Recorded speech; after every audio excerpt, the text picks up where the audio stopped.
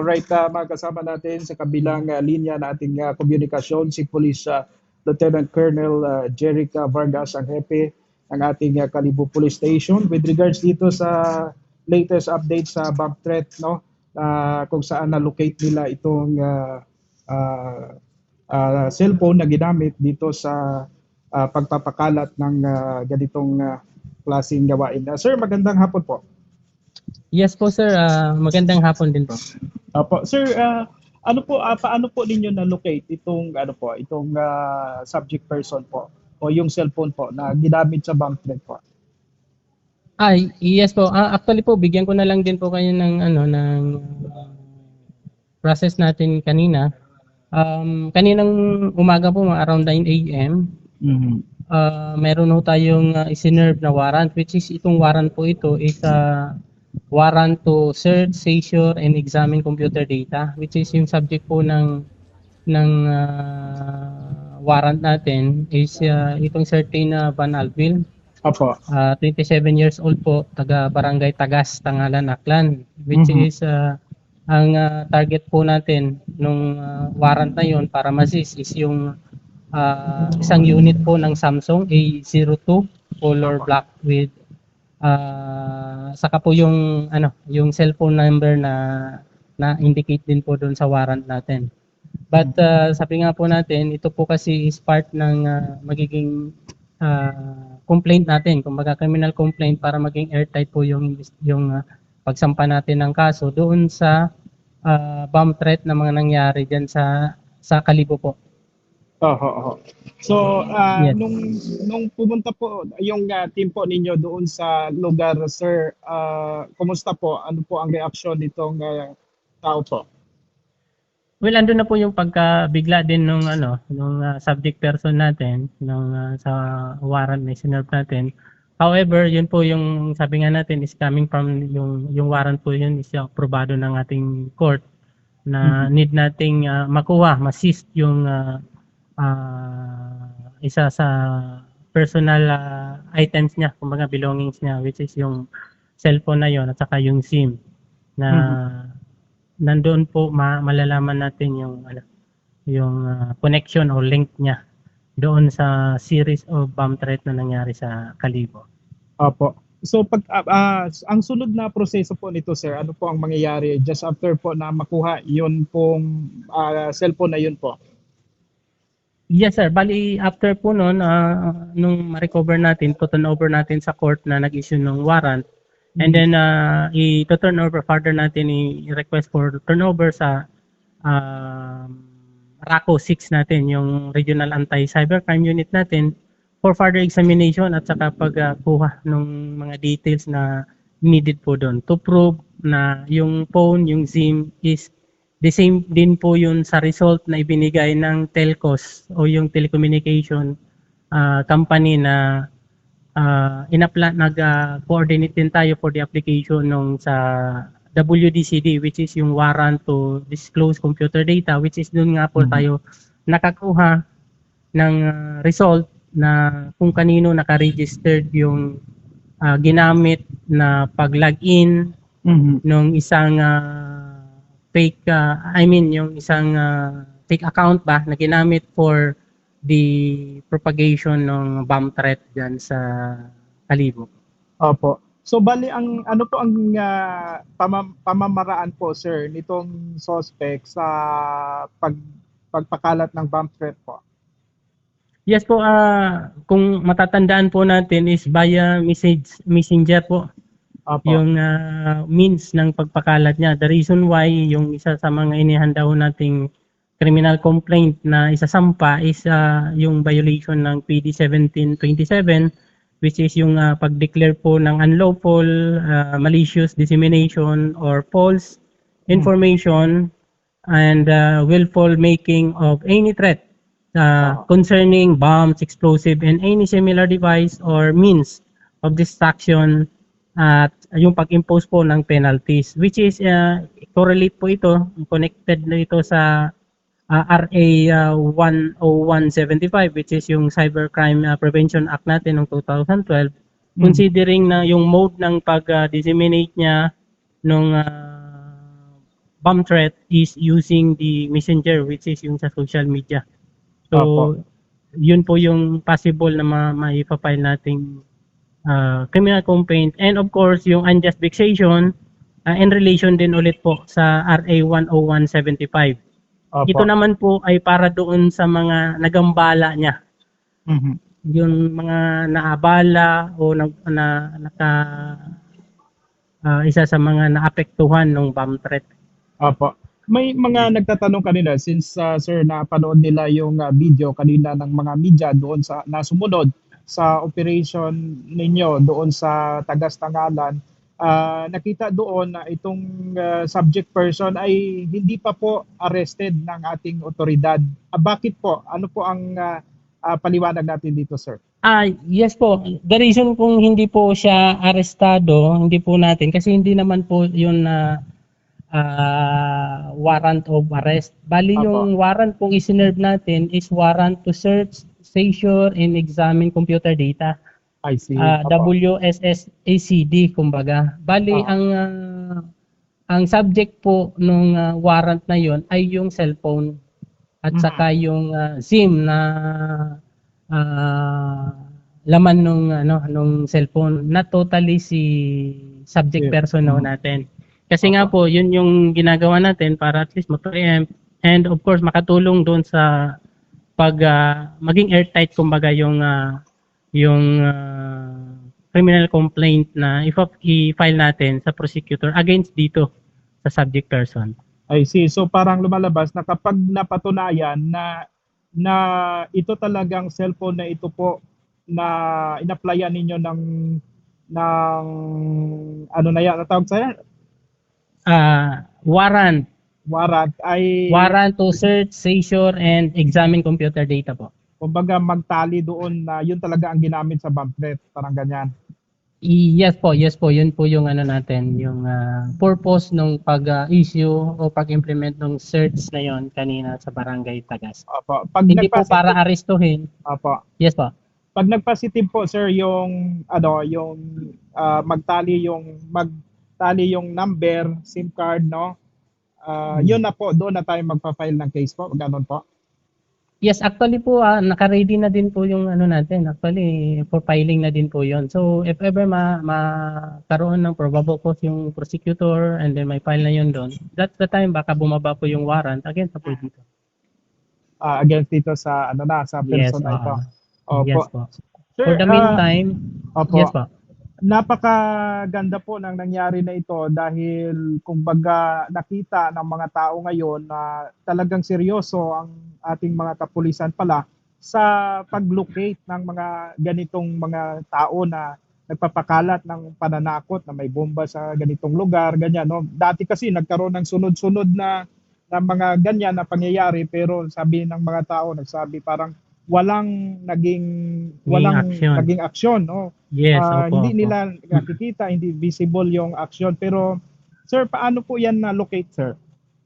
Yes, actually po yun nga po yung isa sa mga sinasabi natin noon nung kasagsagan ng mga sunod-sunod mga bomb threat, especially sa Kalibo, na medyo talagang matagal din yung pag-process natin concerning na hindi lang po isang agency hindi lang po isang ibang kumbaga hindi lang isang agency yung kailangan nating puntahan kundi marami po for us to determine and makakuha tayo ng mga pieces of evidence na magko-connect po doon. Like for example po yung pagkuha natin ng data sa telecommunication, pag-confirm if registered yun, mga ganun po. So it takes time din po para sa atin. However, sabi ko nga po, yun yung sinasabi namin, darating time, yung time na yun na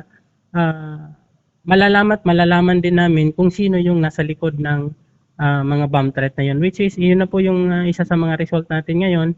And subject na din po ito for, sabi ko, filing na ng appropriate criminal charges dito sa likod kung sino mang tao na yun na involved dito sa bomb threat po. Opo, parang mag-serve ito na isang matinding babala po doon sa mga tao pong nagbabalak pa na manakot po sa pamamagitan ng social media at text po, sir. Yes po, ito na din po yung sinasabi natin na sir po ito. Huwag niyong iisipin na hindi kayo identify kasi darating at darating po na ma-identify kayo. Which is ito na nga po yun. So, kung mayroon pang ibang may intention na gumawa ng mga ganong bagay or ganong mga krimen, which is nagdulot ng takot sa ating mamamayan, lalong-lalo na sa Kalibo at of course sa buong Aklan na din kasi hindi lang naman Kalibo po ang nakatanggap ng mga ganong pananakot. So ito na po yon yung isa. Nakikipag-cooperate din po kami sa ibang munisipyo o ibang municipal police station nagkaroon ng mga bomb threat that time for us na ma-link kung same lang din po or may ibang personalities involved with regards dun sa mga bomb threat. Opo. So hindi pa natin connect po sa iba pang mga ano po, sa iba pang mga bomb threat kasi marami 'di ba po sir na ano na nangyari po noon. Maraming school ang nakatanggap ng bomb threat noong mga time na yon. Pero itong kinasasangkutan niya particular sir, saan nangyari itong bomb threat niya po? Hindi ko na po banggitin. Actually Aha. nakipag-coordinate na din tayo sa school concerned noon. But Opo. technically po within Kalibo 'yun, maano natin. So we encourage 'yun isa sa ano natin, yung pag-encourage na din po nung ibang naapektuhan doon to file the appropriate criminal complaint against dito sa subject natin na Opo. person. And sa other municipalities po yun yung isa sa mga sabi ko nga coordination kasi as of the state under investigation din yung ibang bomb threat nila doon which is pending po yun and others is andun na po na i-turn over na sa Regional Anti-Cybercrime Unit para sila po yung mag-handle ng ibang incident na yun. So Opo. ito pong updates na ito, yun din pong i-coordinate natin. Actually coordinated na din po sa Regional Anti-Cybercrime Unit natin for them na magkaroon ng mai-link or magkaroon baka makuha nila yung link nito sa ibang mga incident pa. Opo. Sir, makonek ko lang pala ang sabi kasi ng may hawak ng cellphone kanina sa mga interview ng media. Ito raw pong cellphone ay napulot niya lang doon sa kanyang habang nagtitinda siya ng ice cream, parang nilapag lang doon sa ano sa cart niya or something doon banda. Tapos inuwi niya lang daw. So paano yan sir kung paano natin ma-verify yan kung totoo nga ang allegation niya po? Well, of course, sa kanya po yun hindi na po yan sa part ng investigation or sa amin, sa police na nagkakandak na investigation. Considering nga po yung pieces of evidence na hinahawakan namin is dumidirektang tumutukoy doon sa kanya. So, regardless kung ano po yung reason, it's depends na niya na po yun and si court na lang po yung di-determine noon if justifiable or hindi po yung ano. But on our part ng investigation namin is iba pong pieces ng evidence ang hinahawakan namin. Opo. Kumbaga kung doon sa iyo nakuha, ikaw ang mananagot. Parang ganun talaga Then po. yes po sir. So sa kanyang reason po yun, siya po yung magpapatunay no na ganun nga talaga yung nangyari. Opo. Sa panahon ngayon sir ng sobrang high-tech na pala ang sa panahon ngayon dahil sa technology. So yung ating PNP rin pala sir ay nag-upgrade din ng mga gamit po no. At least nakikita natin na kahit sang sulok ka man ng bansa kung ginamit mo yung cellphone mo sa kalukuhan, malulocate ka po, matitrace ka po. Yes po, that's part ng improvement din natin sa investigation matters ng especially sa PNP. Meron na ho tayo. The reason why na-create po yung anti-cybercrime unit kasi sila po technically yung may technical know-how with regard dun sa mga gadget, equipment na needed for the investigation para ma-detect yung mga ganitong klaseng insidente. And of course, sabi ko nga po, hindi lang si police yung may or si Kalibo Municipal Police Station, of course sa Aklan Police Provincial Office ang may ano nito. But of course sa ibang agency and private sectors na naging katuwang namin para tumulong para lang po makakuha kami ng konkretong ebidensya regarding po dito sa ano na sa likod, of course, yung mga bomb threat na nangyari noong mga Opo. nakaraang buwan dito sa Kalibo. Opo. Sakaling ma-file na ang case na ito, sir, ano itong ano na to? Itong kaso na ito ay nasa may pagkakakulong po ito at ilan ang magiging multa po nito? Magkano po? Well, medyo malaki-laki po 'to, Ever, kasi Opo. sabi ko nga po, violation ng PD 1727 at relate po ito sa RA 10175 natin, which is kung titingnan ho natin medyo nasa malaki-laki po yung penalties nito. Puwede kang makulong prison mayor or magkaroon ng fine ng more than 200,000 up to 1,000,000 depende na po yun sa ano ng court natin. But Opo. initially, yun lang po yung magiging ano natin. Aside from that, yung sa unjust vexation nga po, in relation din sa 101, medyo malaki-laki din po itong magiging fine if ever.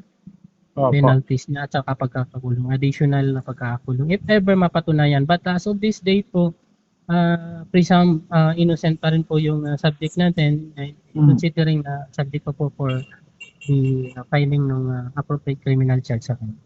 Opo. Lastly, sir, ano po ang mensahe ninyo sa ating mga kababayan po? Well, of course, sa ating mga kababayan, thank you so much po sa pagkakataon na binigay niyo sa amin. Sa ating mga kababayan po, gusto naming hilingin, lalong-lalo na sa pamunuan ng Aklan Police Provincial Office at saka sa Kalibo Municipal Police Station na ang inyo pong kooperasyon ay kinakailangan ho natin para sa matugunan yung mga ganitong sitwasyon para ma-resolve yung mga ganitong insidente. Wag ho tayong basta-basta magpapaniwala o magpapakalat ng hindi beripikadong impormasyon. Maging mapagmatsyag po tayo at kapag mayroong kayo na hinalang bagay o mensahe, agad po itong i-report sa ating pulisya. Tandaan ho natin na ang laban po para sa kapayapaan at of course sa kaayusan ay hindi lamang trabaho ng ating kapulisan, kundi po responsibilidad ho nating lahat. So sa ating mga kasimanwa ho, lalong-lalo sa Kalibo, makakaasa kayo na ang Kalibo PNP po or Kalibo Municipal Police Station ay hindi uurong. Patuloy po kaming kikilos, mag-iimbestiga at magpapatupad ng batas hanggang sa mapanagot ang sinumang gumawa or gumagawa ng ganitong mga pananakot. Tandaan ho natin na wala pong puwang ang takot dito sa Kalibo. So mas nangingibabaw po ang batas, kaayusan at ang ating pagkakaisa. So maraming salamat po sa pagkakataon na binigay at padayon kita sa pagbabago, lalong-lalo dito sa bagong Kalibo. Opo. Maraming salamat, Police Lieutenant Colonel Jeric B. Vargas, ang Chief of Police ng Kalibo Police Station, sir. Yes, sir. Thank you so much din po.